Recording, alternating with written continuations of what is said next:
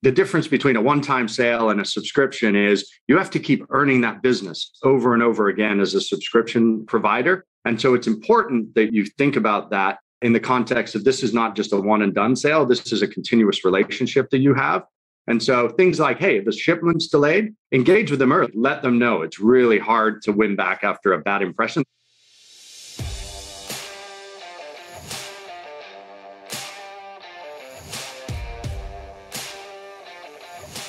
Hello and welcome to the Ecom Ops podcast. We believe that there is more than enough content focused on e-commerce marketing and not enough content celebrating the real heroes of e-commerce, those running the operation. Each week, we find and interview an e-commerce operations expert to share the secrets behind how some of this industry's most exciting businesses are run. I'm your host, Norbert Strappler, the CEO of SyncSpider. Hello and welcome to another Ecom Ops podcast. And today I have a very special guest with me. It's Adam from Chargebee. Hey, Adam, great to meet you. Great to have you here. Hey, Norbert, thanks for having us on the show. Looking forward to the conversation. Yeah, we'll be pretty stunning today because Chargebee is a real big player in the subscription recurring billing business. So if you ever have purchased something from a SaaS application, and I'm pretty sure you did, then most probably Chargebee was involved at some point at some solution. So they are very well known in the SaaS world. And yeah, typical for this business is recurring billing. So Chargebee removes the billing complexity that every SaaS provider has, and maybe a lot of e-commerce solutions that are subscription-based have, and help you with bringing that billing in shape and really a recurring billing with all this kind of complexity that every SaaS provider needs.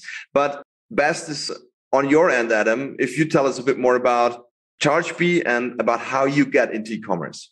Yeah, absolutely. Thanks, Norbert. So yeah, you hit the nail on the head. Chargebee is a revenue management and billing platform specifically designed for subscription businesses. We spent a lot of time in the earlier years in the B2B SaaS space, making sure that we rounded out the tool set and the offering to serve that particular vertical really well. And then, as we started growing and getting more resources over the last couple of years, we've really turned our attention to the direct-to-consumer or B2C space. Now, we've always had a pretty robust customer base in the direct-to-consumer space, probably 250 clients doing millions in ARR with us and tens of millions in their revenue. And so we've always had a footprint in there. It's predominantly been in the headless e-commerce space. So folks that have scaled, decoupled, wanted more flexibility in their tech stack. That is the majority of our customer base today. And now over the last, as I mentioned, 18 months, we're really focusing our product and development efforts to get into, further into the ecosystems, whether it's Shopify, BigCommerce are the first two that we're starting with, getting into their marketplaces in the next couple of months, actually. Wow, that's cool. I mean, there are some different solutions out there for this recurring billing stuff. So there's Recurly, there is, I don't know all the names, there are many of them. Do you know what was the reason why Chargebee was actually founded? Because there were already players on that.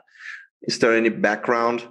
Yeah, I think that when, if you go back 11 years ago and Krish and Raman and KPS and Tiago, they started the business by identifying a problem. I mean, this is going back 11, almost 12 years ago when they founded Chargebee, and they wanted to start a company. And so they assembled a team and then went to look for a problem was how they approach it. And you do two ways of starting a business, right? You either assemble the team, go find a problem, or you find a problem and then assemble the team. They assembled the team first when looking for a problem. And what they noticed was there's the proliferation of SaaS and obviously ergo a new revenue model with the subscription space and not a lot of tools really well equipped to handle that type of revenue model. So that's how the company was started. And as I mentioned, as a small company, one of the things you can do is get distracted by trying to do too many things. And so they really did focus on that B2B SaaS space in the early years. And now as we've scaled, we're 1,200 people now. We have a lot of resources. We're able to start tackling many verticals. And the e-com direct-to-consumer vertical is one that we already had a presence in,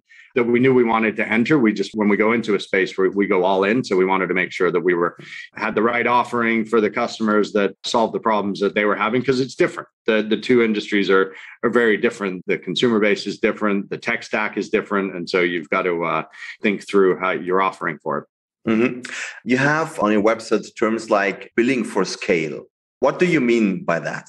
Yeah, I think that's probably one of the interesting things about ChargeBee is we're purposely designed to take companies basically from idea to IPO. We have a freemium product that anybody can sign up on and start using. But then we have customers that have Freshworks is one of the latest that IPO'd with us, customers that are into the hundreds of millions. So built for scale, what we mean by that and relevant to this particular space is companies start off, we work predominantly with hypergrowth customers in all different verticals. And so when they start, they may be 5 or 10 million, but they're going to be 20, 30, 50, 100 million in a couple of years. And so we've designed our tool set to manage all those phases of growth. So, a great example in this particular space is Hunt to Killer is the customer. I think they've been a guest on your show, right? They started off small. They're in the Shopify ecosystem, and all of a sudden they're scaling and they're outgrowing that. Well, they come to ChargeBee because we can manage that continued scale and growth. And so our approach to the e-com space is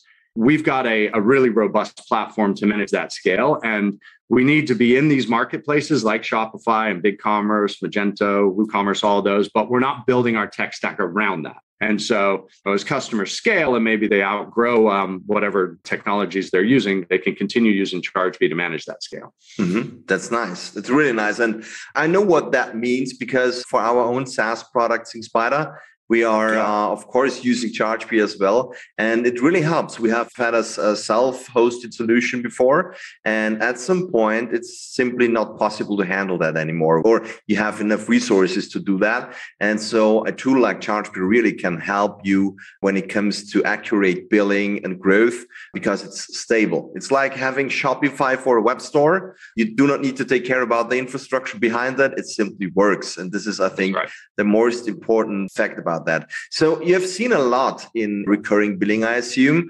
Tell me a bit about what have you seen, what can go wrong, or what do people wrong when they consider some kind of subscription-based billing? Yeah, great question. So when you're thinking about subscriptions, there's a couple of things. So I think that, as we all know, one of the interesting things about this space is, according to SUPTA, or the Subscription Trade Association, 75% of all orgs that are selling direct to consumer are going to offer some kind of subscription service. So I think the kind of two ways to think about your question is, how do you do it right? And then what are some of the pitfalls to watch out for, right? So kind of done right, subscription businesses can provide the consumers with all the value, convenience, and personalized offerings. So that's on the consumer side, and then the stability and growth for the merchant. It also provides this kind of virtuous cycle of using data to better serve the customers, versus these kind of one-times, because you start kind of seeing this virtuous cycle of consumers continuously using your services. And then the other thing that kind of speaks to what we were talking about is building subscription features in an agile and consumer-centric way is critical. And in order to do that, you need the flexible tool stack to manage that.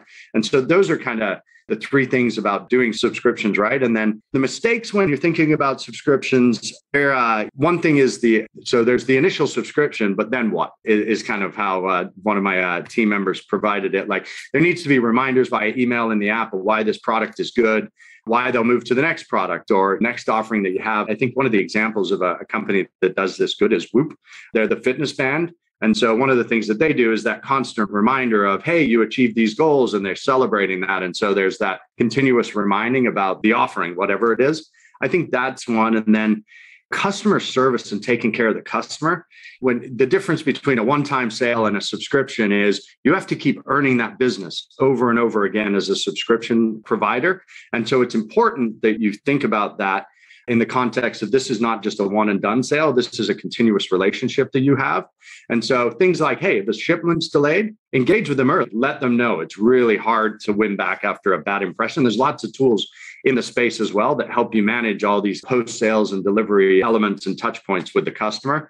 And then I think the third piece is just pricing. You need to be smart on your pricing, right? Like, you want a tool set that can manage both one-time sales, multiple subscriptions. But when you're offering that, you need to think about, if you're giving too big of a discount on the subscribe, they might just cancel after the first time just to get the lowest price. So, that pricing and packaging is super important. And then experimenting with that, I think, is really important, or having the ability to experiment with that. And ChargeBee can handle this, to experiment with the pricing easily. Yeah, absolutely. I mean, that's one of our strengths. We've the product catalog that we have in ChargeBee is, can manage thousands of SKUs. And, we have a customer, actually, Skinny Tabs, that does daily pricing experimentation. And so, oh, wow. Yeah. So the flexibility to be able to A/B test and pricing experiments, and then and this is beyond one of the other things that we kind of bring to the table is one big trend that's happening in e-com. There's no barriers. There's no geographical boundaries. So everybody's going global. And so with ChargeBee, we can manage 100 different currencies, 50 different countries, dozens and dozens of languages. We're kind of set up globally. But yeah, pricing experimentation is absolutely critical in the space. That's exactly what ChargeBee allows you to do. Like I mentioned, we got customers that do daily pricing experimentations. That's really cool. Wow. And what I also like really is the free plan that you offer. So for early stage startups, before hitting a certain revenue threshold, you are giving a free plan, which is really great for a startup. Why do you give a free plan? What's the reason behind that? I mean, you have costs, you have the software, which is really good. Why do you give free plans? Yeah, there's kind of two main drivers, to be honest. Like if you talk to Krish, one of the main drivers behind that is a give back to the startup community, right? Like we're steeped in the startup community and working with startups, like I mentioned, even pre-idea all the way to when they start to scale. So one is an opportunity to provide a tool set that's got no friction from a price perspective, allows people to get in, experiment, get off the ground from a startup perspective. So it's kind of it's working with the startup community is one piece. And then two, there's obviously a business reason to it as well. It's a great customer acquisition channel. We work with incubators and, seed VCs as well. So it's an opportunity for us to get people using the tool set that we have signals within our freemium product that we know when we see those signals, there are organizations that have the ability to scale. So we treat them a little differently. So those are the two drivers behind it. It's a very interesting approach. So people start using the free product, you get the signal, and then sales team is informed and they will make the deal finally. Yeah, or we'll watch organizations come into that freemium product. And when we see those signals, we'll actually help them a little bit more in a more hands-on manner to onboard and get set up. And, the other interesting thing that happens within that environment is relevant to a direct-to-consumer brand that jumped into e-com from a traditional business, Pret-A-Manger. So back in the pandemic, they decided, we're going to spin up a subscription to coffee in London, 20 pounds a month, all the coffee you can drink. And what we hadn't known is they had actually gone into our freemium product, spent time in there and actually done their tech diligence and reviewing the tool set. And then they came to us and said, okay, great, we're ready to go. We want to launch. We've done our due diligence. So they'd evaluated us, a massive organization like that, had evaluated our technology and offering by themselves, and then came to us and said, yeah, we're ready to go. It fits our purpose. That's really cool. As you talked about those triggers and signals that you get, leads me to one topic that I think is very, very critical for business: automations. What do you think? How important are automations for businesses nowadays? Hypercritical, right? Like you can't like that pricing experimentation like that. You have to have automation, flexible tools. Like I mentioned, all these other great tools, another customer of ours on the SaaS side, actually, that uses our churn deflection tool, which I'll talk about from an automation perspective as well. ShipStation, in order to scale as a business, you need to automate your systems and processes, but you need to make sure that they have the flexibility that you need. So one of the things when we think about automation and flexibility is being an API first shop. So everything that we build into the solution is accessible through APIs. And so that enables a whole bunch of flexibility and automation beyond just what's in ChargeBee's tool stack, which is important. And then, like you think about it's with subscriptions, and this is where we see a lot of our customers are actually transitioning from homegrown solutions. And so what happens when you start a business, you're like, hey, I have one or two plans, really simple, one currency, it's in the US, I can manage that, right? I plug into a gateway and away you go. And then all of a sudden you start scaling, your SKUs start expanding, your plans start expanding. Now, maybe you have 3 or 4 plans, but they're in 12 different countries, 24 different currencies. You need 14 different gateways. And all of a sudden this complexity takes over. And that's what we see a lot of, 60 to 70% of the customers that we work with are moving off a homegrown solution because it starts consuming too much of their precious product and engineering resources just to manage that. Like we hook into 30 different gateways, for example. And, I mentioned the currencies and countries that we work in, so we can take all that burden off and they can focus on working on their product. So yeah, it's absolutely, I think you can get super distracted by trying to manage this stuff yourself because Yeah. It starts out simple and then gets hyper complex. I can fully sign this off. So it's 100% the truth. Yeah. Self-experience. So everything true. Yeah, that's really interesting. Now, I'm an e-commerce store owner maybe, or I have a business. When or what do you think? Should I make a subscription business? Does this make sense nowadays? Or do people don't think that subscriptions are good and they just want to purchase on demand? So what do you think about subscription in general? Is this still growing, or are people going back to regular one-time purchases? Yeah, it's a great question. So I think, as we mentioned, right, there's stats out there, and SUPTA mentioned it. I think McKinsey backed it up, that in the e-com space, 75% of everybody's going to be offering a subscription. We're starting to see traditional businesses. So we work with most SaaS companies that are coming out. It's a subscription model. Yeah, that's just at the end of it. But we're starting to see a lot of traditional businesses starting to step into subscription as well. So we work with Danone, who's a big French food giant, $25 billion organization, and they've started spinning up a subscription service to their baby nutrient food line, which makes sense, right? There's a reoccurring demand and need for that. Not all businesses are suitable for subscriptions, right? I mean, like if you think about e-com, the curation, replenishment, access, membership type organizations are absolutely great. The other interesting one that we're starting to see, we're working with BMW and Toyota. The automotive industry is actually a super interesting place where a lot of subscription services are playing in, whether it's from the EV space for charging or, technology in the car. They're starting to decouple subscriptions to different tech in the car. That's an interesting one. But then you think about other businesses that aren't. So weddings is probably the most prominent example. Unfortunately, there's a lot of reoccurring weddings that happen not by design, but there's a one-off purchases, tires, appliances. There are a lot of industries that aren't necessarily suitable, but then there's a lot of people that think they can disrupt those. And the automotive one is one that I think is interesting. I mean, you see Porsche and Volvo actually have subscriptions to cars instead of buying one, right? Yeah, that's really interesting space. Absolutely. What I see more and more is subscriptions for mystery boxes, some kind of surprises that you get. So that's really interesting. Food, of course, and food extensions, and even clothing and apparel. Man, I'm already a subscriber of a clothing company, so where I get every 2 or 3 months they send me a package, and I just check it out, and if it fits, it's good. If not, I send it back. So a lot of possibilities for subscriptions here. And I think that's really a growing market.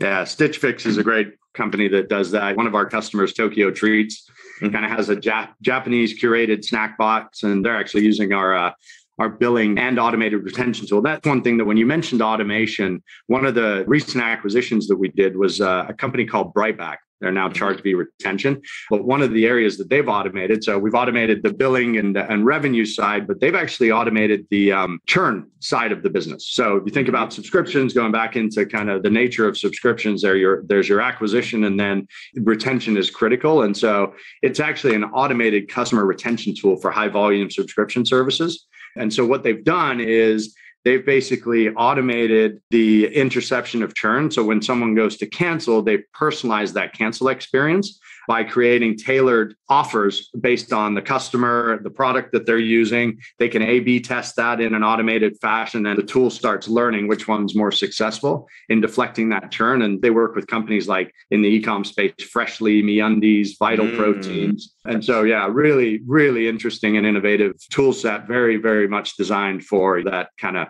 D2C, e-com, high volume subscription space. Awesome. Really, really interesting. Adam, last question for today. Who has taught you the most about e-commerce in your career?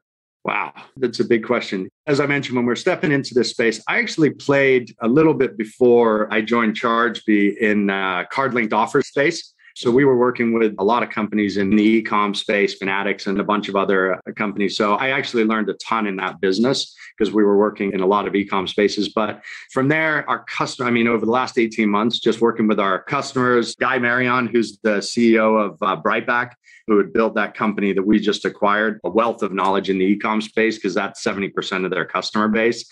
And then some of the team internally that we built around Kelly that heads up our e-com efforts. I'm always learning learning from these folks. But yeah, guys taught me a lot over the last kind of 6 months since we've acquired this business. Yeah, yeah, I assume that.